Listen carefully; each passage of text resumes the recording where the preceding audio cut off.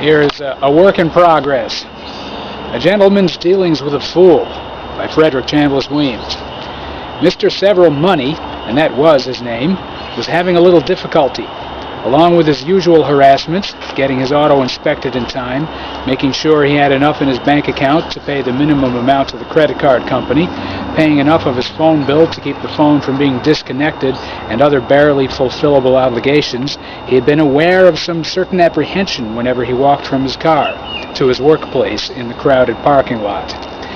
He was always ready, or rather always ready to be unready, for an insult hurled, a ticket given, or an agitated race into a parking spot. But the parking had gone relatively inconspicuously. He got out of his vehicle and pressed the lock because his car was too old to have come with a wireless lock. He got out of his car 3 days before and, walking the 10 or so yards to the building, felt somehow that the unfriendly eyes watching him were, in the degree of their unfriendliness, unusual. Several was never one to turn his head suddenly, but on the pretense of scratching his left collarbone with his chin, he turned his head left, made the scratching motion, and noticed no particularly familiar strangers.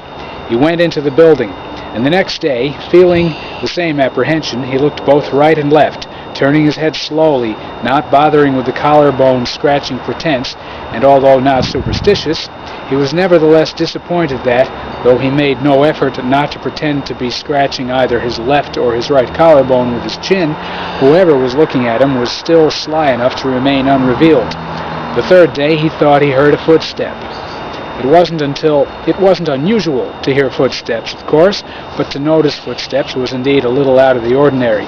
The pebbly scrape against a shoe sole caught Several's attention, but he saw nothing when he looked behind, and felt the emptiness of a vanished presence when he opened the door of his place of work. Leaving his workplace that night, he thought he heard his name, or at least part of it, the first syllable. Sev, he heard as he walked on the wet pavement toward his car. Several spun around, but all he saw were co-workers walking toward their cars. He stuck the key into the lock of his car door, turned it, opened the door, and looked around once more just to see if he could see somebody who might have been calling to him. He muttered to himself as he sat at the driver's seat and drove home. For most of the ride home, he pondered the rarity of the use of Sev for Several. A teacher had once called him Sev in 8th grade, and in an old movie where there was a character named Several, the girlfriend of the main character called him Sev. But no one in life, since that moment in 8th grade, had ever called him Sev instead of Several, or Money instead of Several. Arriving at his house, he got out of his car. The name Sev rang in his head, but he wasn't hearing it. He was merely thinking it. The mystery occupied his dreams that night. Just before he woke up at 8 o'clock, the alarm clock blaring, a hostile, angry voice shouted Sev. But this was just a fleeting exclamation point at the end of a dream, and he rose and showered and shaved. In the break room at the store where he worked, Several had a bag of potato chips from the vending machine, talked to some of the youngsters who were coming in for their shift. "Someone called me Sev today," he said to a girl with hair dyed with a streak of lime green. "Sev," she said. "I'm used to being called by my full name, but not Sev." "Oh, good," said a young fellow sitting down eating onion rings. He had a crew cut and a baseball cap. "This gives me a chance to ask. I need the origins of the name Several." The girl with the lime green streak smiled. They both looked at Several. The young staff at the store seemed to Several not only polite but innocent, and in this afternoon's conversation he was not proven wrong. The girl with the lime green streak told of being called by a nickname, as did the crew-cutted fellow. Several finished his potato chips, put his name tag back on, and clocked in. Only after he got home did it strike him that he didn't know if someone had actually called him by his nickname the day before. He only thought he had heard someone say Sev. While he watched the news, he could only think about his curiosity as to whether someone had addressed him at all.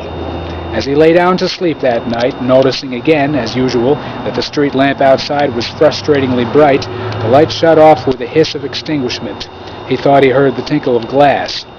Next morning, Several not only awoke, he woke to the concept of beams of sunlight. The slant of light seeping through the window pane looked like a girder of light such as one would see emanating from a movie projector. While most of his room was dark, the light illuminated his lower dresser drawer.